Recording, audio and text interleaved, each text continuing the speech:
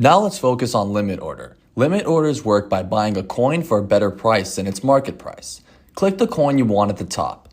And this number here is the current market price. So let's say it's around 14 cents. I want to buy it for 12 cents.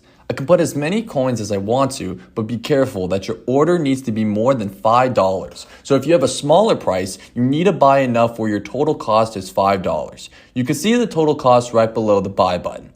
Press buy and your order will be placed. To check your orders, go to the Open Orders tab. Keep in mind that once the coin hits the price you want to buy it for, then the exchange will be made. So it can go pending as long as possible, and if it doesn't hit the price, then it'll still be pending. For selling, you would want to sell it at a higher price. So the market price here is around 14 cents. I'll sell it for 15 cents. Check to see if the amount is over $5, and if the amount of coins are at the minimum, then you can sell it. Open orders work the same way as buying. Once the coin hits the price you wish to sell it for, then the transaction will be made.